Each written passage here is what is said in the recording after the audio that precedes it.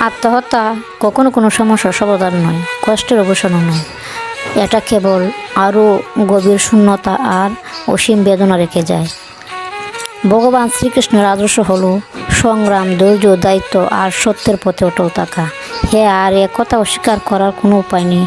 আপনি ভয়ঙ্কর কষ্টের মধ্যে দিয়ে এই পথ বেছে নিয়েছেন। হয়তো ভালোবাসার মানুষ প্রিয়জনের কাছ থেকে পেয়েছেন সবচেয়ে গভীর আঘাত। কিন্তু জীবন এখনই শেষ হয়ে যাবে না।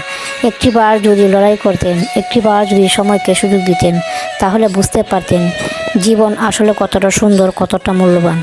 এই পৃথিবীতে এমন অসংখ্য মানুষ আছে যাদের হাত নেই, পা নেই, চোখ নেই, অনেকে শুনতে পারে না, কথা বলতে পারে না, তবু তারা বেঁচে থাকার লড়াই চালিয়ে যাচ্ছে। কারণ জীবন মানে শুধু সুখ নয়, জীবন মানে আশা। কষ্ট আসবে, ভাঙবে, কিন্তু আত্মহত্যা কোনো সমাধান নয়।